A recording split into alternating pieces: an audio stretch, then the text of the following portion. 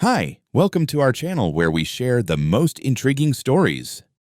When I bought a forgotten lake to escape the chaos of climate work, I never imagined the real storm would come in the form of an HOA president in pearls, armed with fake maps, legal loopholes, and a smile sharp enough to gut a man's peace. This is how they tried to steal my land.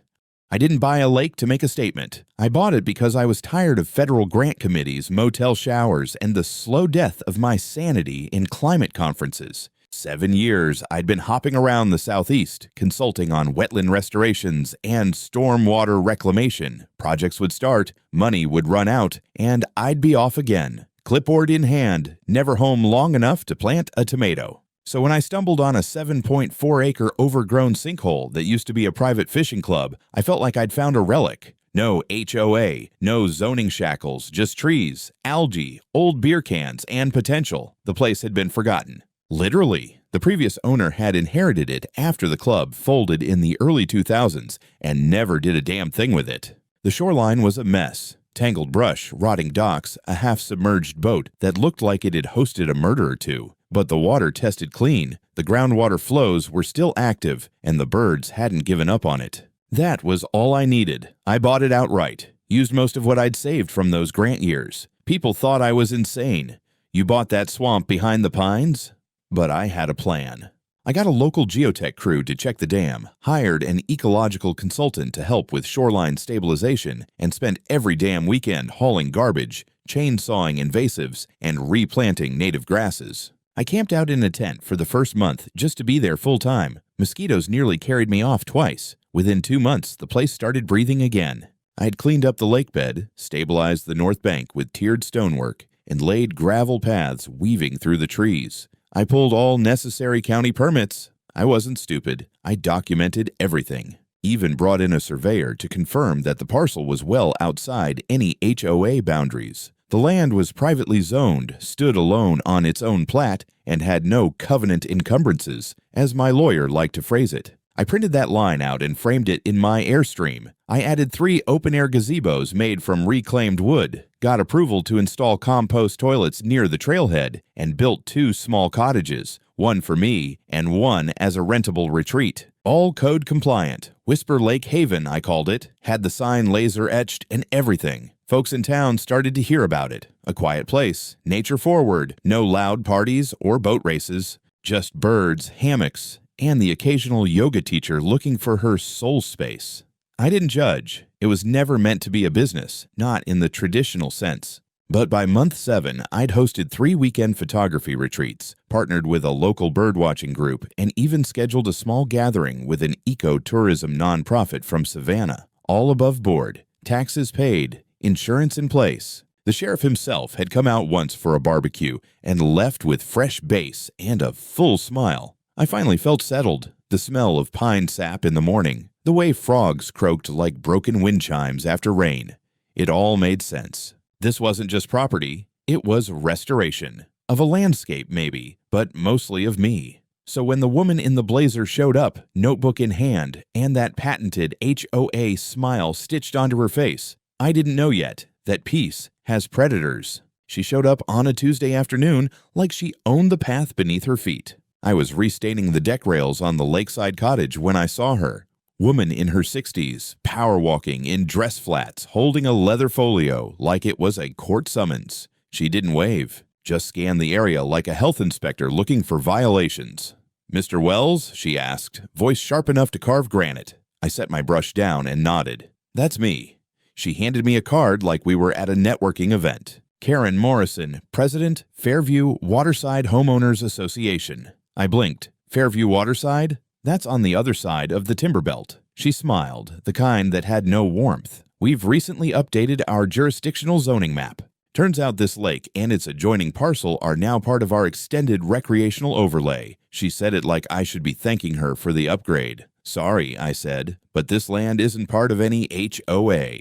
It never has been. Karen opened her folio. Inside were printed maps, highlighted sections, and a form clipped to the front. "Here's a voluntary compliance packet. You'll need to sign and submit to formally acknowledge your membership. Standard procedure. We'll also need a brief inventory of your structures and recreational amenities so we can issue proper use certifications. It took a moment to register that she was serious. "This land is privately zoned," I said slowly, trying not to laugh. "I have the deed, the county approval letters, the exemption from covenant overlays. I even have the plat map with official notations. Your association ends over half a mile east of here. Your own bylaws confirm that." Karen didn't flinch. She tucked the folder under her arm, stepped back, and took a slow, sweeping look around.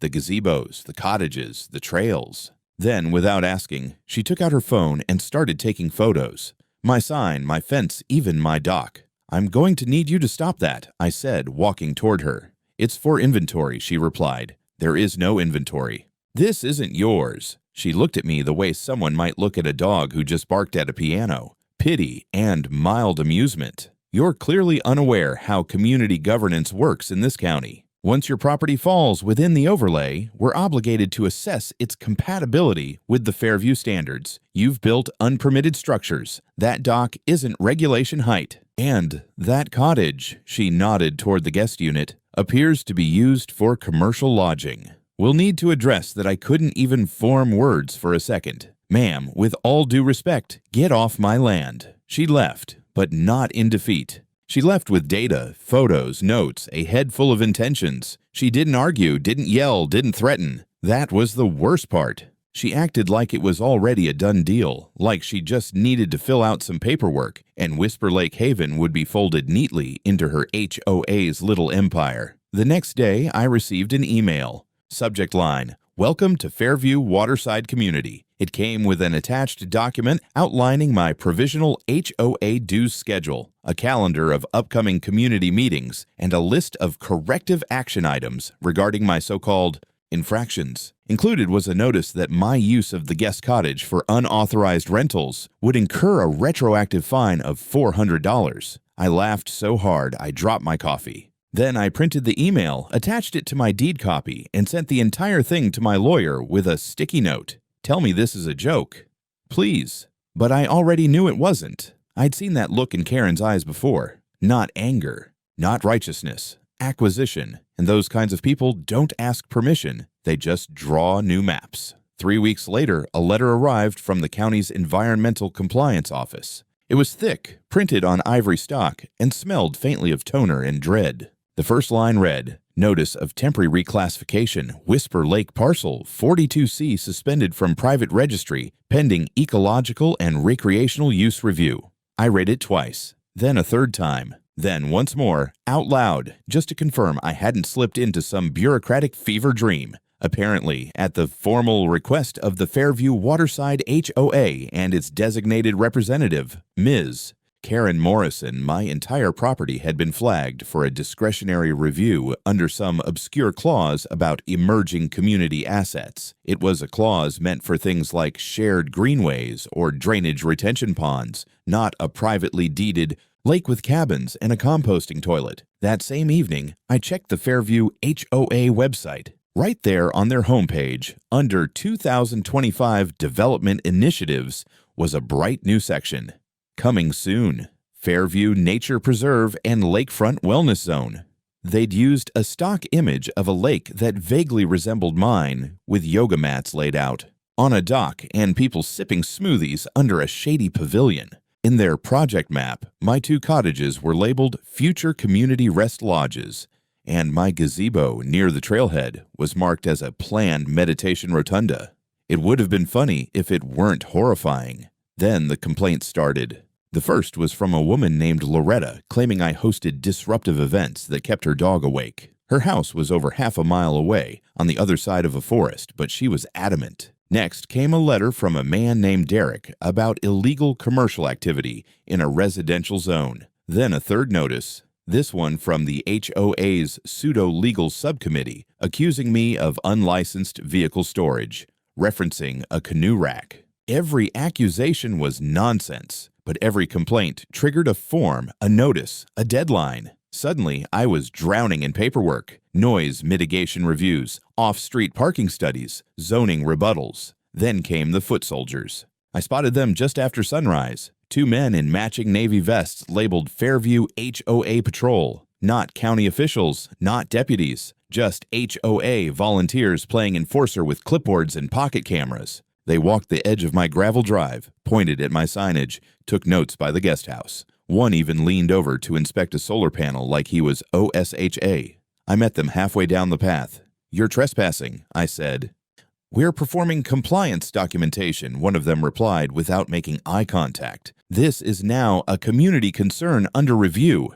You don't have jurisdiction here." He smiled, lifted a laminated sheet, and pointed to a line that said, "All properties within the designated wellness overlay subject to fair inspection by HOA agents. Pending formal transfer." "Formal transfer of what?" I asked. "Of management rights," he said, like that was a totally normal thing to say about someone else's land. I told them to leave. They didn't argue, just kept taking photos as they backed out, snapping pictures of everything from my fire pit to the license plate on my truck. 2 days later, a new notice appeared on my fence post. "Notice of violation, unauthorized use of natural water feature." It was printed in blue ink, signed by Karen Morrison, and bore a Fairview waterside seal that looked like a duck choking on. Legalese. I went straight to the sheriff's department. The deputy on duty squinted at the paper and said, "This isn't an official order."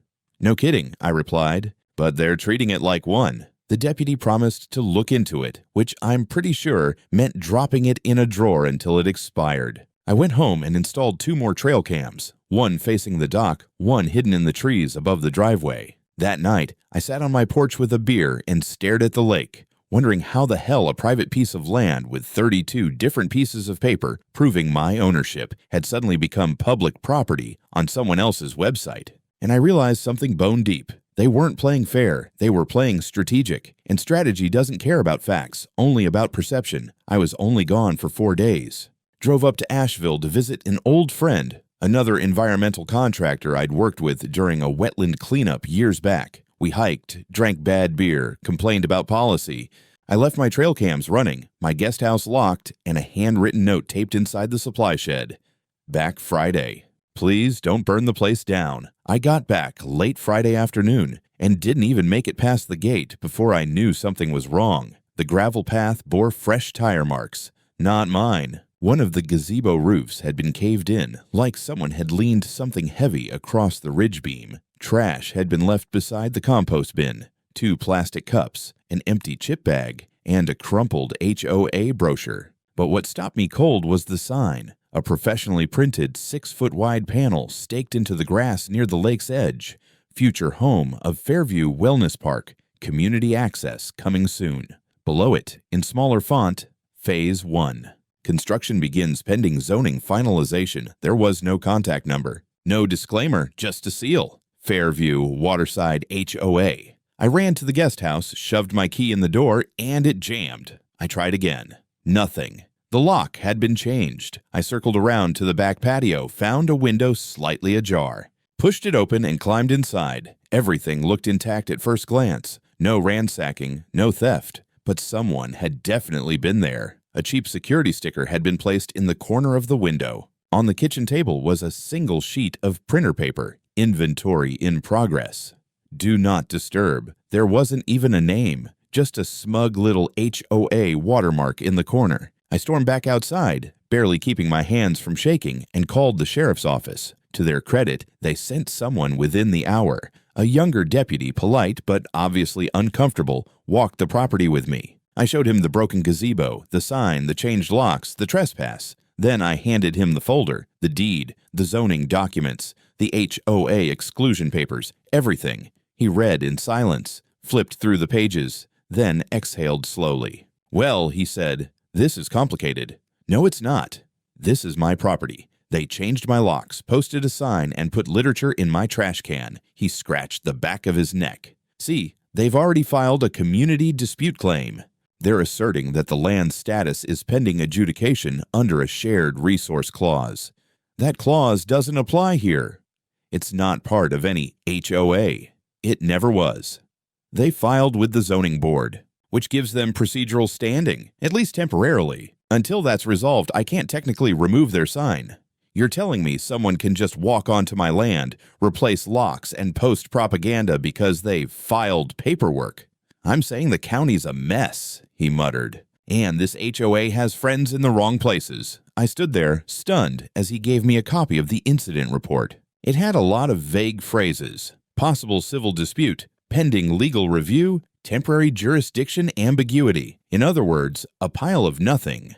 When he left, I walked back inside, grabbed my old field laptop, and pulled the SD cards from the trail cams. I scrubbed through the footage. One angle showed two men, the same faux patrol guys, pulling up in a white SUV, unloading the metal sign, then crouching near the cottage door. The second camera caught one of them unscrewing the lock cylinder and replacing it. Date stamped. Clear faces. No mistake. I saved everything to a hard drive and 2 flash backups. Then I called my lawyer. That night, a family of 4 showed up at the end of my driveway in a silver minivan. The mom leaned out and asked if the wellness park was open to the public yet. I told them they were on private land. She frowned and said, "But it's on the map now." "The map is a lie," I said, and shut the gate behind them. Inside, I sat down and realized something terrifying. I wasn't just dealing with nosy neighbors or overzealous volunteers. This was a coordinated land grab, and they weren't bluffing anymore. They were already moving in.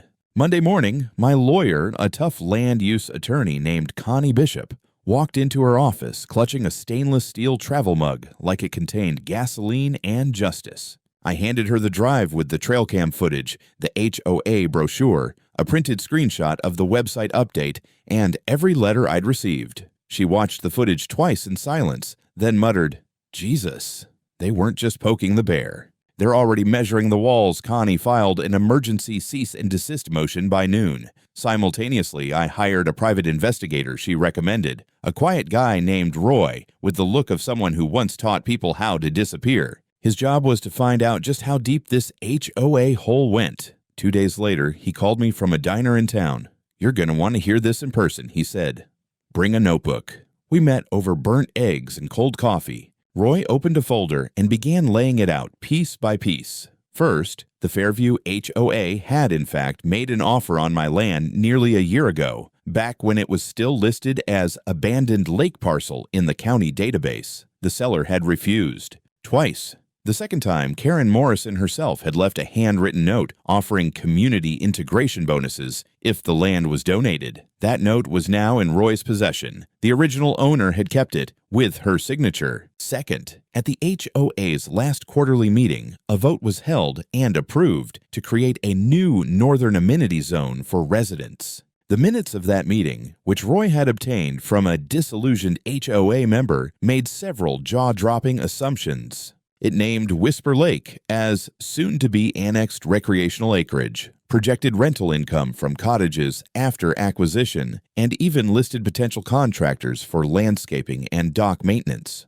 They had already planned how to spend money from property they didn't own. Third, and this one turned my blood cold, Roy had found a memorandum of understanding signed between Karen and a county planning coordinator named Walter Drummond, requesting a preemptive overlay of the Whisper Lake parcel to be included in the Fairview Waterside Jurisdictional Review. Drummond had once sat on the board of Karen's property management company, and according to Roy, they had extensive history, including overlapping business entities. In short, the zoning office wasn't just being sloppy. It had been prepped, greased, and activated. Back home, I went through the HOA's public documents. There, tucked into an obscure appendix, I found it, a proposed expansion plan that had already been sent to the county for informal review. They used my property's GPS coordinates. They had redrawn the HOA map with my lake already inside it. I felt sick. That night, as if the universe had a sense of comedic timing, another HOA officer came to my gate.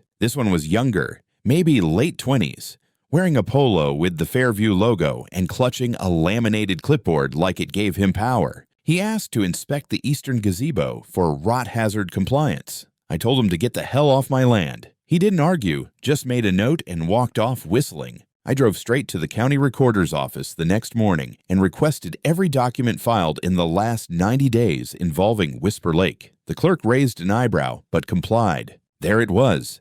An unsigned community transition agreement naming my parcel as Phase 1 of Community Wellness Integration. No signature, no deed, no authorization, just words, maps, and bold assumption. but in bold type at the bottom, effective upon transfer of management authority. They weren't waiting to get my land. They were writing as if they already had it. I scanned the document, sent it to Connie, and wrote one sentence beneath the image. "We're past the line." Connie moved fast. Within 72 hours, she filed for a temporary restraining order against the HOA and submitted a formal complaint to the County Ethics Board regarding Walter Drummond's involvement. We served both with notices, hand-delivered by a process server who, bless his soul, had a flair for dramatic timing. He slapped Karen with the packet right as she stepped up to a podium during a Fairview HOA town hall. According to Roy, who was watching from a distance, the room went dead silent. Karen smiled, nodded, and continued her speech like nothing had happened. Of course she did. I wasn't expecting miracles, but the TRO stuck. A judge signed off on a temporary injunction banning the HOA from entering or altering my property, contacting guests, or referencing Whisper Lake in any official materials until further notice. It didn't stop them.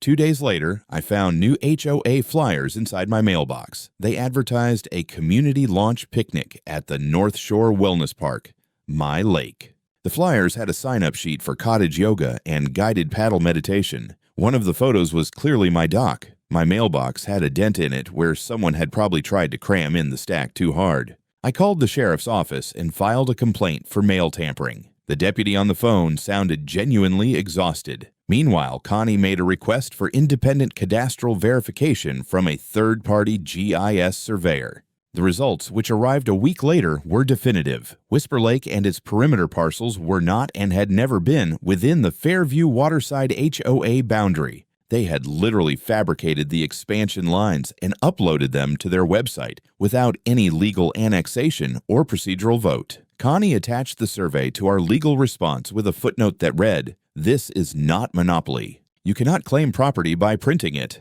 But the real hammer dropped thanks to Roy. He secured an internal email thread between Karen and 2 HOA board members. It had been leaked by a disgruntled treasurer who'd finally realized things were spiraling. In the emails, Karen bragged about finally securing the lake and referenced me as just a holdout will push through with enough pressure. One board member expressed concern about legal exposure. Karen responded with, "Walter says as long as we act like it's ours, the optics will work in our favor.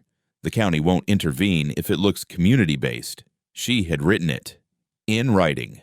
Connie grinned when she read it. That's not just overreach.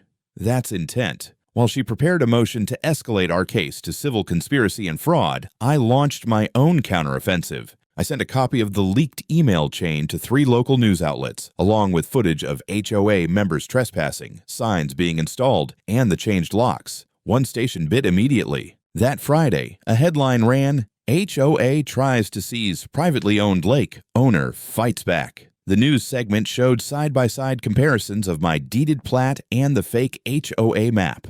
It included Karen's quote from the email, which the anchor read aloud with delightful disgust. The clip went viral within hours. My inbox exploded. Strangers wrote me from other counties, thanking me for fighting back. One woman from Texas shared how her HOA tried to fine her for planting a fig tree without permission. Another from Oregon had lost access to her own barn due to redrawn boundaries. It was like I tapped into some underground resistance movement of landowners sick of being bullied by bureaucrats with clipboards. That weekend, the sheriff himself stopped by. He knocked, tipped his hat, and said, "I watched the news. Just wanted to say, you're doing the right thing." He also said I might want to install a few more cameras. I did. By the following Tuesday, the Ethics Board opened an investigation into Walter Drummond. He was placed on administrative leave pending review. Fairview HOA's board members, at least the ones not fully under Karen's spell, started making quiet calls to Connie's office. There was panic brewing in the ranks. But Karen, she doubled down.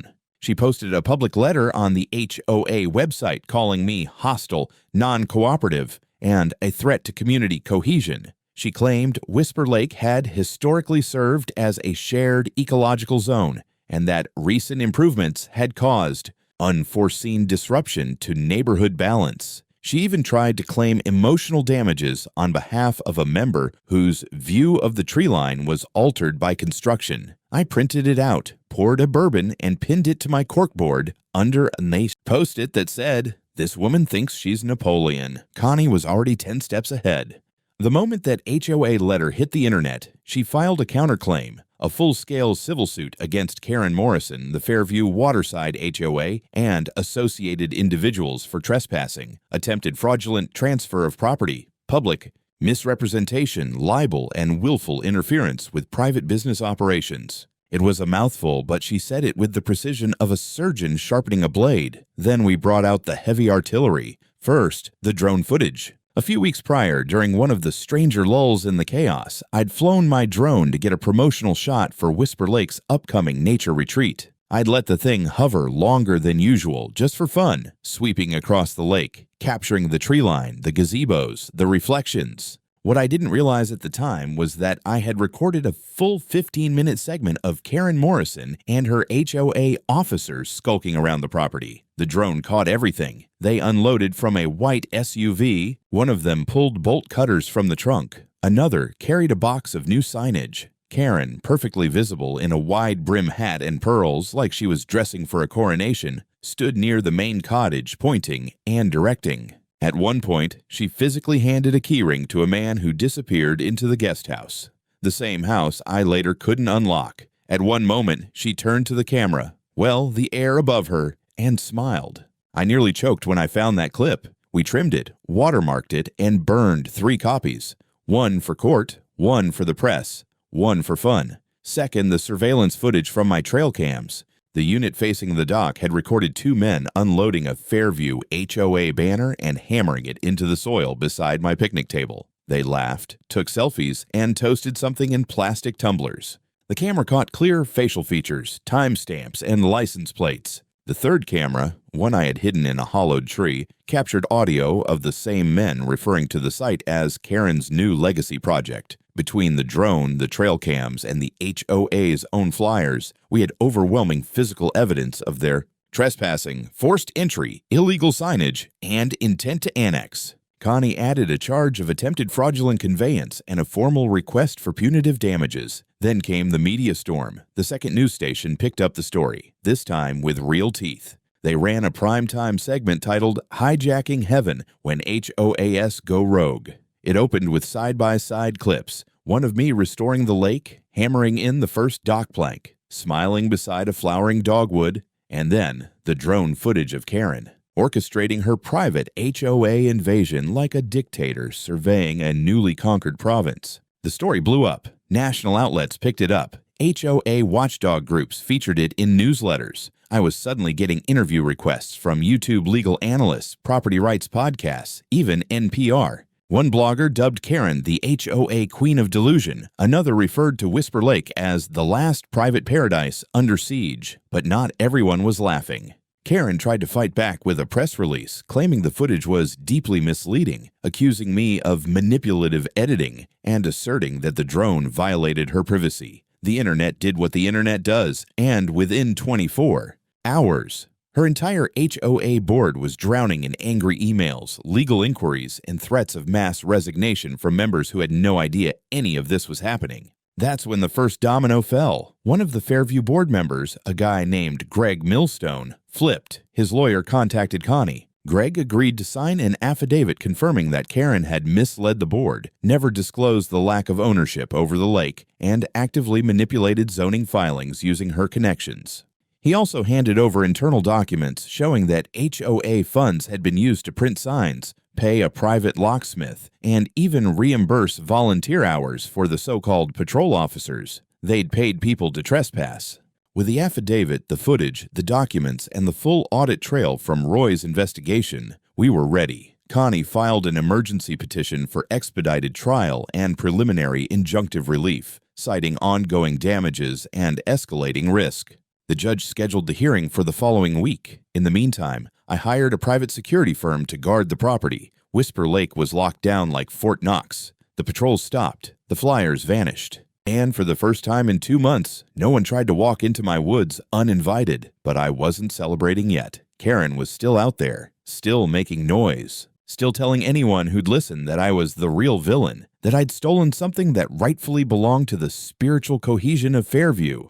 What she didn't know was that her own HOA was already pulling the rug out from under her, and court was only 6 days away. The courtroom smelled like old paper, coffee, and bad intentions. Rows of folding chairs were filled with residents from both sides of the timber belt, local reporters, and a few curious folks from town who just wanted to watch someone finally put an HOA in its place. I wore a clean button-down and a pair of boots I'd polished with anxiety. Karen naturally arrived in a crisp white blazer, pearl earrings, and the self-confidence of a woman who still didn't believe she'd done anything wrong. The judge, a blunt, gray-haired woman named Marla Kirkland, was not in the mood for games. Connie opened our case with the aerial footage. The courtroom went silent as the drone video played, Karen gesturing like a general, her volunteers replacing locks, staking out signage. Then came the trail cam footage, the internal emails, the forged community transition documents, and Greg Millstone's affidavit.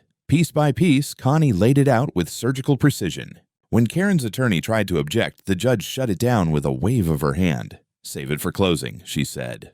"Right now, I'm watching a coordinated trespass caught on 3 different cameras. By the time we reached the reimbursement forms, payments made from HOA dues to cover the printing of signs for Whisper Lake integration, the room was buzzing. People were whispering, shaking their heads. A few HOA members from Fairview openly walked out. Then Karen did something I didn't expect. She asked to take the stand. Her lawyer tried to stop her, but she insisted. Hands clasped, expression serene, like this was her redemption arc. She spoke clearly, passionately. She said she believed Whisper Lake was a natural inheritance of the neighborhood, that I had revived a sacred space, and that it was only right to ensure its benefits were shared. She admitted to authorizing the flyers, the signs, the site visits, but denied any malicious intent. It was, according to her, a misunderstanding born from vision. Then Connie stood. "Miss Morrison," she asked, holding up a printed email, "is this your signature?" Karen glanced. "Yes. And in this email, you told your board, and I quote, 'Walter says, as long as we act like it's ours, the optics will work in our favor.' You also called my client a stubborn parasite in denial. Did you write that?" A pause. "Yes," she said. The judge leaned forward. "Let me be very clear," she said. "This court does not tolerate fraudulent claims, tampering with private property, or bureaucratic theater dressed up as governance. What I've seen here today is an orchestrated attempt to annex private land using deceit, intimidation, and county loopholes." She turned to the clerk. "Effective immediately, I'm issuing a permanent injunction against the Fairview Waterside HOA, barring any further contact, claim, or representation involving Whisper Lake or Mr. Wells' property. Furthermore, Ms. Morrison," Karen visibly stiffened, "you are hereby placed under arrest for falsification of official documents, conspiracy to commit fraudulent property transfer, and obstruction of legal zoning processes." The bailiff stepped forward. Karen didn't fight, didn't speak.